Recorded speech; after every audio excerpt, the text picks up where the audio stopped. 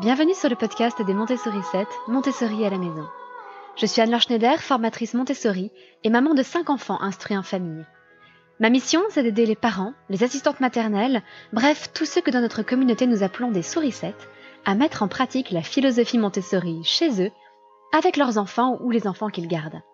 Dans ce podcast, nous parlerons donc de pédagogie Montessori, mais aussi de discipline positive, d'instruction en famille, ce que l'on appelle aussi l'école à la maison, de co-schooling et de bien d'autres choses encore. Lorsque je vous ai demandé, il y a quelque temps, quelles idées vous aviez envie que je traite dans mes futurs podcasts en 2024, eh bien, l'une d'entre vous m'a demandé comment gérer des enfants d'âge différents en IEF, donc en instruction en famille à la maison. Et effectivement, même si la pédagogie Montessori est bien connue pour mélanger les âges, ça reste quand même dans une certaine limite, c'est-à-dire que les âges sont mélangés dans des tranches d'âge spécifiques. Par exemple, vous avez la tranche d'âge, disons, des bébés qui ne savent pas encore marcher. Vous avez la tranche d'âge des bambins qui savent marcher jusqu'à 3 ans. Vous avez les 3-6 ans, les 6-9 ans, les 9-12 ans et les adolescents. Mais dans la pédagogie Montessori, on ne mélange pas des enfants issus de ces différentes tranches d'âge. Mais pourquoi ? Tout simplement parce que dans ces tranches d'âge différentes, les enfants ont des périodes sensibles différentes. Par exemple, entre 6 et 12 ans, on est attiré par le monde entier. On a besoin de découvrir le monde. C'est une période fabuleuse pour explorer l'histoire, la géographie, l'infiniment grand, l'infiniment petit, les animaux exotiques, etc. Alors que les enfants de moins de 6 ans sont surtout intéressés par leur environnement proche. Ils ne sont pas prêts encore à aller explorer le monde et l'univers. De même, avant 6 ans, vous avez les enfants qui sont très attirés par le langage, d'abord oral puis langage écrit, alors qu'entre 6 et 12 ans, ils le sont tout de même beaucoup moins. C'est pour ça qu'on essaie de proposer l'apprentissage de la lecture et de l'écriture aux enfants avant 6 ans. Donc vous avez ces différences de période sensible, et puis vous avez aussi des différences de fonctionnement. Avant 6 ans, les enfants ont un esprit absorbant, c'est-à-dire qu'ils absorbent tout ce qui les entoure comme des éponges, alors qu'à partir de ce qu'on appelle l'âge de raison, vers 6-7 ans, il y a plutôt un esprit rationnel qui intellectualise, qui rationalise tout ce qu'ils voient. Donc évidemment, les deux sont différents et on peut difficilement mélanger des enfants dont le fonctionnement est aussi différent. Et puis enfin, il y a des différences de centres d'intérêt.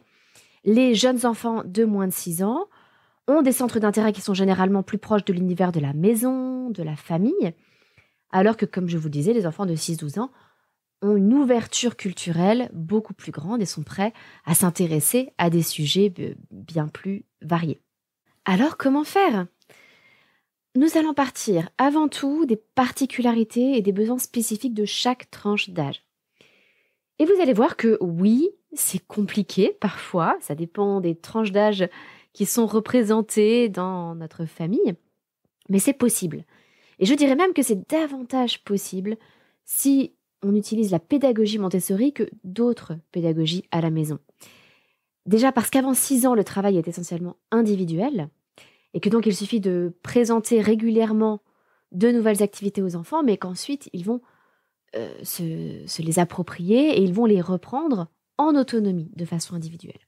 Donc le rôle de l'adulte est essentiellement, de préserver l'ambiance, et deuxièmement, d'apporter de nouvelles présentations pour donner un peu de grain à moudre aux enfants.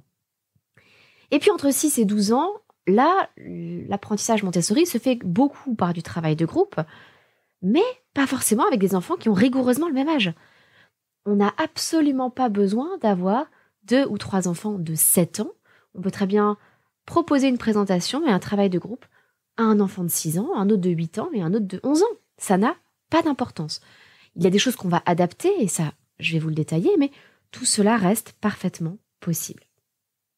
Alors, on va aborder, donc, comme je vous le disais, les difficultés possibles, tranche d'âge par tranche d'âge. Le plus simple, il s'agit des bébés qui ne se déplacent pas. Personnellement, je trouve que c'est l'idéal, c'est la tranche d'âge la plus facile. Pourquoi ? Déjà parce qu'ils dorment beaucoup. Donc, on peut profiter de tous ces temps de sieste pour travailler tranquillement avec les autres enfants. Et lorsqu'ils sont éveillés, 3 possibilités. Ou bien ils ont faim, Et là, c'est vrai que c'est plus facile si on allaite, parce qu'on peut allaiter avec un seul bras et utiliser l'autre bras éventuellement pour faire une présentation à un enfant ou pour l'aider pour quelque chose.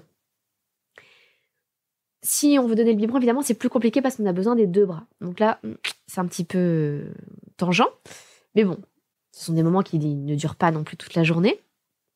D'autres moments, l'enfant, le bébé va être éveillé, bien actif, et ça va être l'occasion de lui proposer des temps d'éveil sur son propre tapis. On va pouvoir l'installer par exemple sous un mobile, on va pouvoir l'installer à côté d'un miroir pour l'encourager à se retourner, à se déplacer. On va disposer autour de lui des petits hochets, des choses qu'il va pouvoir toucher, manipuler. Et donc on va l'installer là. Et ce qui est extrêmement facile, c'est que le bébé ne se déplace pas, donc il est très très facile à surveiller.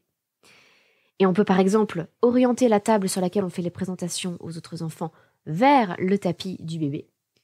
Et on n'a qu'à garder l'œil sur lui, mais on n'a pas besoin d'être juste à côté. On n'a pas besoin de l'occuper pendant ces temps d'éveil. Alors, ces temps d'éveil vont rester assez courts. Et il y aura d'autres moments où le bébé aura besoin de câlins. Et c'est là que je vous recommande chaleureusement le portage. Porté en écharpe en particulier avec les tout petits. C'est très pratique. Parce que le bébé est très confortable, il est au chaud contre son papa ou sa maman. Et ça vous libère les mains pour pouvoir faire des présentations avec d'autres enfants. Donc ça, je l'ai beaucoup fait moi-même. Voilà, je trouve que c'est vraiment l'âge le plus facile à gérer dans un environnement familial où on a plusieurs enfants à la maison. À côté de ça, vous avez, un petit peu plus compliqué, les bébés qui se déplacent en rampant ou qui font du 4 pattes. Là, il va falloir modifier l'environnement. Parce qu'il va falloir mettre en hauteur tout ce qui va être trop dangereux pour eux. Et il y en a des choses. Tout ce qui concerne les versets, les transvasements, où on utilise souvent des pois chiches, des lentilles, des choses qui peuvent être très dangereuses si les bébés les mettent à la bouche et les avalent. Ils peuvent s'étouffer avec. Donc tout ce qui est dangereux, ça peut être aussi la tour rose, dans les petites pièces, les petits cubes, peuvent être avalés par l'enfant. Tout ce qui peut être avalé par l'enfant doit être mis en hauteur. Donc ça implique un petit peu d'adaptation à ce stade-là. Et vous pouvez, à l'inverse, proposer des petites étagères à hauteur du bébé qui rampe, c'est-à-dire des petites étagères où vous avez juste une étagère au niveau du sol et une un peu plus haut, mettons à 30 cm, que l'enfant qui rampe ne pourra pas encore atteindre, mais ce sera l'étape d'après, ça va l'inciter à se mettre debout. Et en tout cas, sur ces étagères, l'enfant pourra s'appuyer pour justement essayer de se mettre debout. Donc on peut lui proposer ces petites étagères-là, éventuellement pour délimiter son espace à lui. Il peut avoir son tapis, parce que chez les tout petits travaillent sur tapis, on les installe sur le tapis, alors que plus tard, c'est le matériel qui trouve sa place sur le tapis, mais l'enfant doit être assis à côté du tapis. Et là, avec les tout petits, donc ils peuvent avoir leur tapis d'éveil, avec des petites étagères autour, ça délimite leur espace, ça les incite à rester dans leur espace. Et donc, vous pouvez disposer le matériel pour les plus grands sur d'autres étagères qui sont hors de sa portée et idéalement donc en hauteur. Et surtout, ne jamais laisser un enfant à ce stade-là seul avec du matériel avec lequel il risquerait de s'étouffer. De toute façon, ne jamais le laisser seul, en fait, tout simplement. Le stade suivant, c'est celui des bambins, c'est-à-dire les bébés qui commencent à se déplacer de façon suffisamment assurée, alors qui se mettent debout, qui commencent à se mettre debout, qui commencent à marcher et qui marchent de manière assurée. Vous avez toutes ces catégories-là que je vais regrouper. Et là, pour moi, c'est l'âge critique. C'est l'âge le plus difficile à associer avec d'autres tranches d'âge. Mais je l'ai fait, hein. Ça fait... j'ai 10 ans d'expérience de l'instruction en famille avec des enfants d'âge très différents, avec des bébés, des bambins, des jeunes enfants, des enfants plus grands et même des adolescents. C'est possible. Tout ce dont je vous parle, ce n'est pas de la théorie, hein, c'est vraiment mon expérience de terrain. Mais clairement, ce sont les périodes les plus lourdes pour moi, l'adulte, et les plus stressantes. Parce que les bambins peuvent atteindre à peu près tout ce que vous mettez à disposition. Donc il va falloir les surveiller non-stop, leur accorder un maximum d'attention. Et la meilleure solution que j'ai pu trouver, c'est d'accepter d'investir du temps pour les occuper. Donc, leur accorder beaucoup d'attention au démarrage, prendre le temps de trouver les activités qui vont vraiment les intéresser. On va tâtonner un petit peu, on va leur proposer peut-être des activités de langage, des activités de motricité, de coordination œil-main. On va leur proposer des activités de vie pratique suivant l'âge. Et donc, il faut vraiment passer ce temps en amont pour trouver les activités qui vont vraiment les passionner. Parce que c'est pendant qu'ils seront passionnés par une activité qu'on va pouvoir gagner un peu de temps pour s'occuper des autres, des plus grands en particulier, à qui il faut faire des présentations. Donc, voyez ce temps comme un investissement. Peut-être que vous allez passer au début beaucoup de temps avec votre enfant de cet âge-là. Mettons entre les 8 mois pour les plus précoces, disons plutôt 10 mois, jusqu'à 3 ans à peu près. Vous allez investir du temps en amont pour en gagner ensuite. Parce que si votre enfant est passionné par ce qu'il fait, il peut rester concentré 1 heure sur la même activité. C'est tout à fait possible. Pas à 8 mois, mais à 2 ans, il peut tout à fait rester 1 heure sur une activité. Et une fois que vous aurez trouvé ces activités qui le passionnent, eh bien, vous aurez plus de temps à consacrer aux autres. Ça implique, du coup, d'expliquer aux plus grands ce qu'on est en train de faire. Ça implique de leur faire comprendre que oui, là, je suis bien consciente que je passe plus de temps avec ton petit frère ou ta petite sœur. Mais c'est pour que plus tard, on ait plus de temps, toi et moi. L'autre grosse astuce que je vous recommande, c'est de profiter des siestes des bambins pour faire des présentations aux plus grands. C'est vrai qu'en instruction en famille, chez nous, nous avons souvent tendance à ne travailler que le matin. Mais chaque fois que j'ai eu des bébés dans cette tranche d'âge-là, eh bien, j'ai profité du temps du début d'après-midi où le bambin faisait sa sieste pour faire des présentations aux plus grands. Donc, je décalais le temps de présentation à l'après-midi. Et là, on avait un super équilibre. Parce que le matin, je consacrais plus de temps aux plus jeunes, mais en début d'après-midi, les plus grands m'avaient quasiment pour eux tout seuls. Alors, parfois, ils étaient 2 ou 3, mais on avait beaucoup plus de temps en individuel, côte à côte, pour faire les présentations. Et donc, leur réservoir affectif à eux était nourri. Je vous avais demandé, avant d'enregistrer ce podcast, quelles étaient vos questions. Et l'une d'entre vous m'a justement posé une question sur cette difficulté-là, parce qu'elle aurait aimé entendre des idées, des trucs et des astuces pour que son grand de 5 ans et demi puisse accueillir comme un grand et accepter sa petite sœur dans les moments d'IUF qui étaient jusque-là son moment privilégié avec elle. Donc c'est Jade qui m'a envoyé ce message sur Instagram. Et justement, là, on atteint un petit peu ce stade où la petite sœur n'est plus un bébé et elle va devoir être impliquée, elle aussi, dans le travail vraiment d'IEF. Et ça va être important, j'imagine que la petite sœur va garder des siestes l'après-midi. C'est très très important de faire du moment de ces siestes des moments privilégiés avec le plus grand.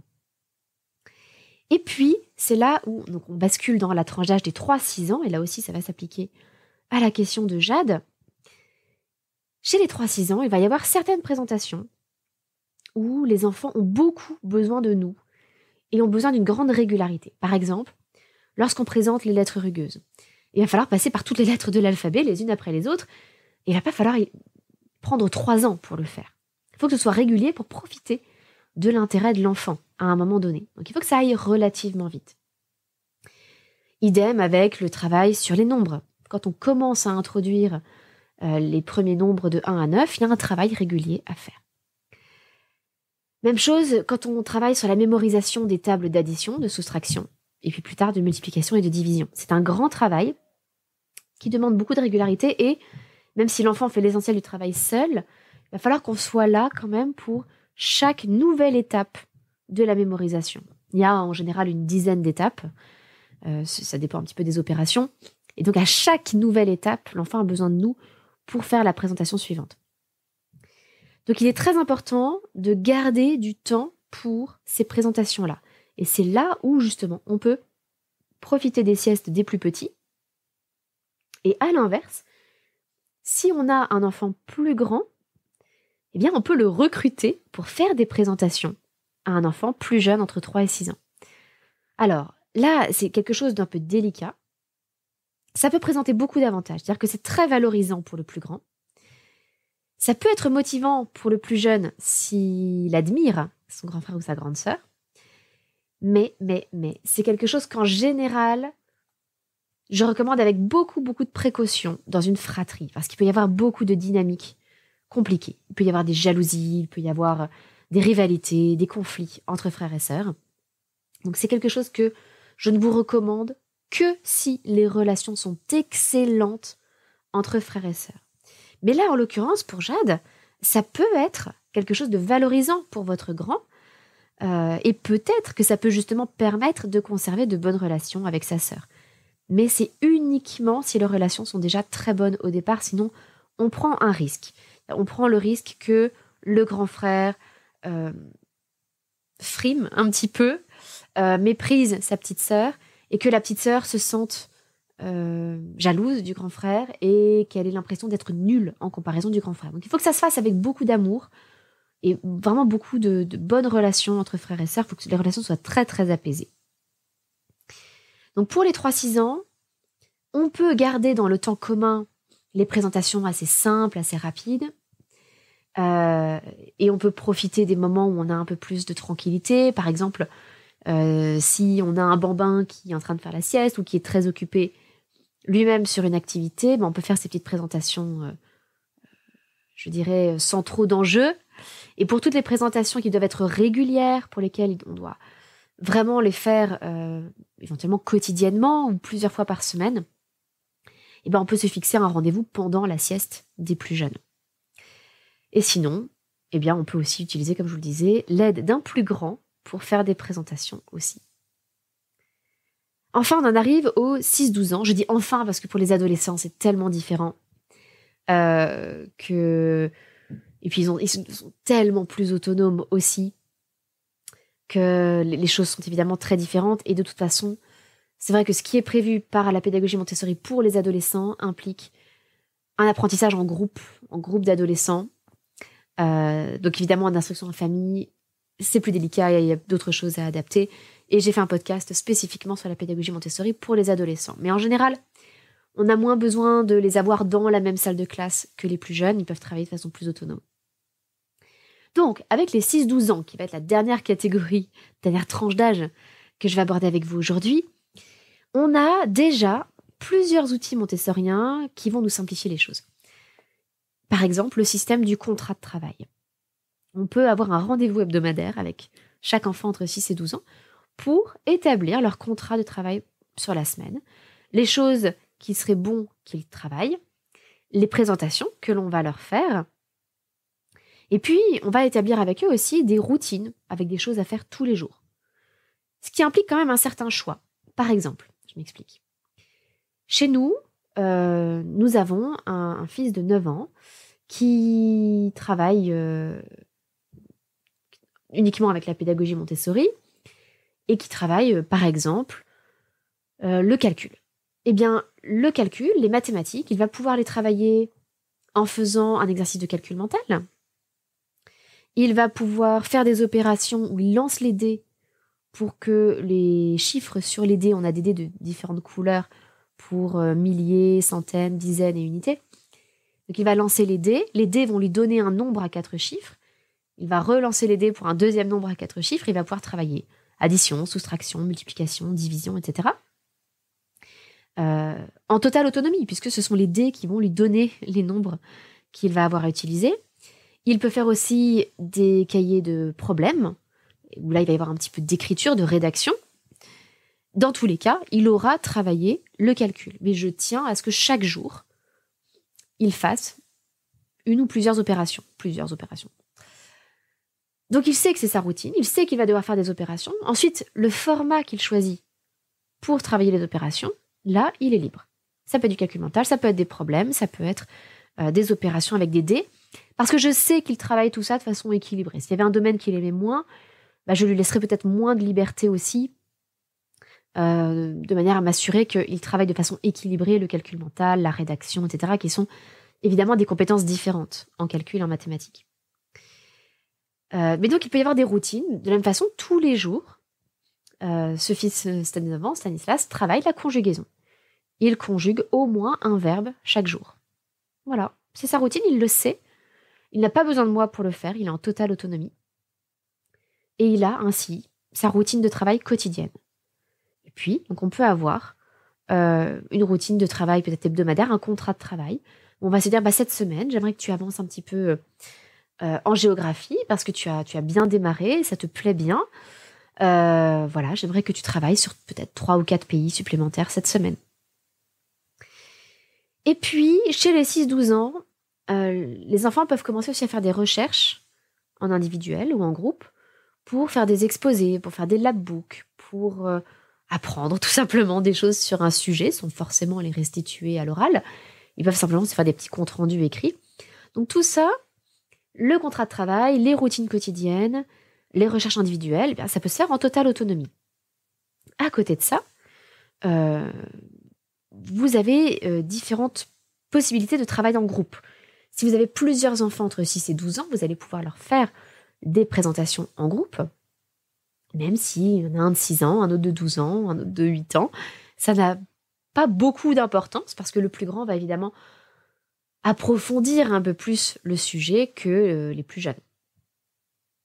Là aussi, chez les 6-12 ans, vous pouvez profiter du temps de l'après-midi et vous pouvez avoir un temps, je dirais, un peu plus dédié avec vous l'après-midi, même si vos plus jeunes enfants ne font pas la sieste, parce que les plus jeunes peuvent faire des jeux de petits, des choses qui ne tenteront pas le plus grand, pendant qu'avec votre grand, vous travaillerez sur un exposé ou sur des choses qui le passionnent, que vous lui ferez de nouvelles présentations, et c'est un âge, une tranche d'âge où, comme je vous le disais, les enfants sont généralement passionnés par le monde, ils ont besoin de s'ouvrir sur le monde, l'infiniment grand, l'infiniment petit, ce qui s'est passé il y a très longtemps, etc., etc. Pensez aussi aux activités qui peuvent être mixtes entre toutes ces tranches d'âge. Vous pouvez aborder un même sujet, par exemple la musique, mais en posant des questions différentes suivant l'âge. Par exemple, chez nous, chaque semaine, nous faisons 1 heure de musique en commun. Et quand je dis en commun, c'est même avec mon mari, qui n'a pas fait tellement de musique quand il était jeune, il n'a jamais appris à jouer d'un instrument. Et à l'âge adulte, il s'est décidé à apprendre à jouer du piano. Et il a envie d'en apprendre plus sur la musique. Aussi bien la théorie musicale que l'histoire de la musique, la culture musicale, etc. Et donc nous faisons tous ensemble, avec une fille de 6 ans, un garçon de 9 ans, un garçon de 13 ans et mon mari adulte, nous faisons donc des séances d'écoute musicale. Sauf que je ne vais pas demander la même chose à chacun. Pour les plus petits, vous pouvez demander est-ce que c'est lent ou rapide? Est-ce que c'est aigu ou grave? Est-ce que c'est fort ou doux? Et ça, vous pouvez même le faire avec des images. Par exemple, dans l'accompagnement des Montessori 7, on a toute une rubrique sur la musique, on a beaucoup de choses sur la musique. Et j'ai une fiche d'écoute pour les très jeunes enfants avec des images. Donc ça peut être lent comme... je ne sais plus ce que j'ai pris comme animal d'ailleurs, comme l'escargot, je crois. Vous avez différents animaux. Est-ce que c'est rapide comme le cheval?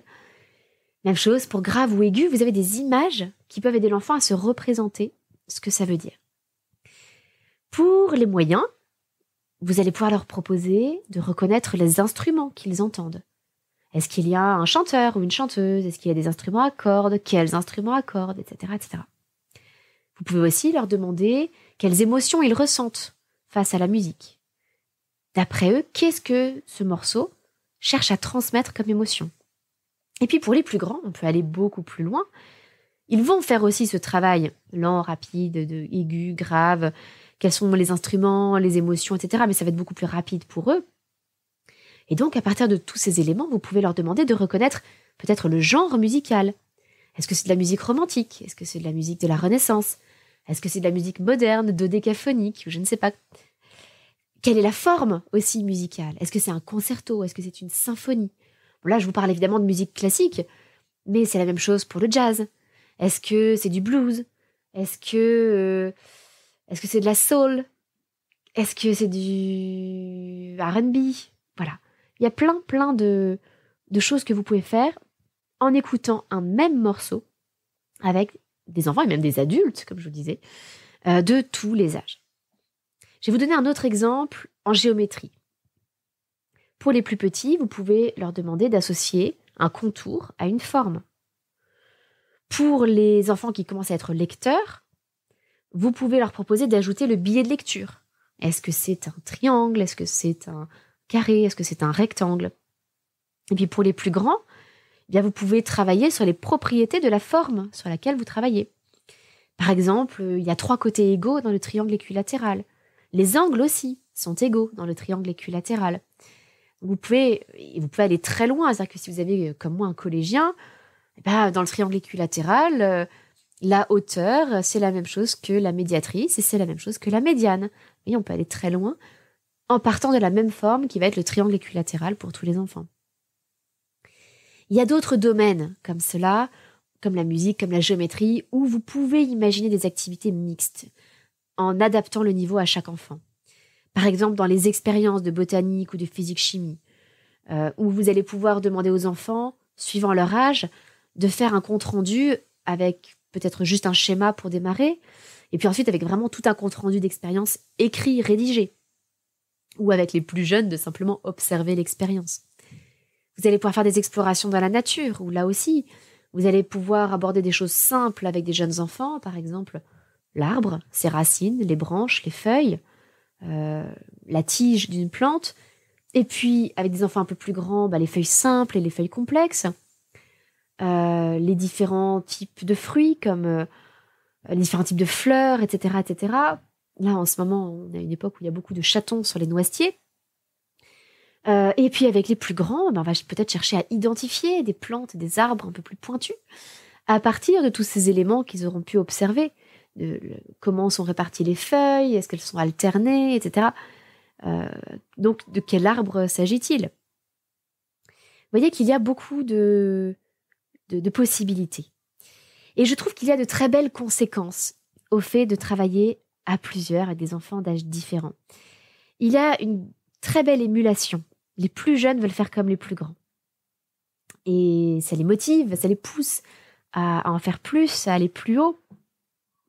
Quant aux plus grands, s'ils se mettent à faire des présentations aux enfants un peu plus jeunes, ils apprennent mieux. Parce qu'en fait, il est évident que pour pouvoir transmettre quelque chose, l'enseigner, il faut bien plus le maîtriser que si on se contente de l'apprendre pour soi. C'est beaucoup plus difficile d'expliquer quelque chose à quelqu'un que simplement l'avoir compris pour nous-mêmes. Donc ça représente beaucoup de choses pour les grands, c'est très utile aussi pour les grands. Et puis, je trouve que, de manière générale, ça développe de belles relations de fratrie. Ça représente des challenges, on va pas se mentir. C'est un beau défi, mais c'est très stimulant et je trouve que ils peuvent émerger de très, très, très, très, très belles relations. Et je trouve aussi qu'il y a un fondement philosophique qui est très beau derrière tout ça, derrière le fait d'avoir des âges mélangés en instruction en famille. C'est qu'on va se mettre à la hauteur du plus petit, du plus faible. Exactement comme dans une balade, en fait, on est au rythme de celui qui marche le plus lentement. Ça peut être le plus jeune, ça peut être le plus âgé aussi, ou ça peut être celui qui a un handicap, ça peut être l'adolescent qui s'est cassé une jambe au ski, ou ça peut être la personne handicapée qui a besoin de plus de temps. Eh bien, c'est la même chose en instruction en famille. On se met au rythme aussi du plus petit, du plus faible. On s'adapte à la présence du plus petit et du plus faible, même si parfois ça implique des contraintes, même si ponctuellement ça peut vouloir dire que les plus grands vont perdre un peu de temps peut-être pour apprendre. Ils vont aussi apprendre des qualités humaines qui sont très précieuses, des qualités d'attention à l'autre, de prise en compte des besoins de l'autre. Et je pense que dans une société, alors désolé, je pars un peu dans les hauteurs philosophiques, mais dans une société aujourd'hui où les personnes handicapées, les personnes âgées et les très jeunes enfants n'ont souvent plus vraiment leur place, on est dans une société de la productivité, de l'optimisation, je trouve que c'est un rappel qui est important, de se dire que oui, c'est peut-être pas plus mal de se mettre à la hauteur du plus petit, du plus faible, du moins compétent peut-être. Ils ont tellement, tellement à nous apprendre en humanité. Donc voilà, je vais pas vous mentir, c'est stimulant, ça représente un beau défi, mais mélanger les âges en instruction en famille, C'est un système dont tout le monde ressort plus riche, aussi bien intellectuellement qu'humainement. Donc merci beaucoup Marion pour cette belle question que tu m'as posée. C'était vraiment l'occasion d'aborder un thème important. Donc un grand merci. Merci à ceux qui ont complété des questions. Il y avait aussi les petits brouillons sur Instagram qui m'avaient demandé comment organiser la chambre ou les jeux quand il y a plusieurs enfants d'âge différents dans la même chambre, de manière à ce qu'il y en ait assez mais pas trop et que chacun s'y retrouve. Alors, j'ai donné quelques pistes là en mettant peut-être en hauteur les choses qui sont pour les plus grands. Donc là, pour l'enfant de 2 ans et puis laisser vraiment au niveau du sol ce qui peut être manipulé par l'enfant de 6 mois. Et sinon, je vous encourage vraiment à regarder dans ma formation Aménager sa maison Montessori, parce que je donne plein de conseils autour de la rotation des jouets. C'est l'un des thèmes que l'on aborde dans cette mini-formation très courte, où j'aborde tous les espaces de la maison, l'entrée, la cuisine, la chambre, etc. Là, je voulais me concentrer quand même aujourd'hui vraiment sur l'espace de travail. Et puis encore une fois, c'est le rangement des jouets, c'est un sujet que j'aborde à fond dans cette formation. Donc n'hésitez pas à y jeter un coup d'œil. Voilà, c'est tout pour aujourd'hui. Merci pour ces questions très riches. Et je vous donne rendez-vous mardi prochain pour un nouvel épisode. À très bientôt, votre petite sourisette, Anne-Laure.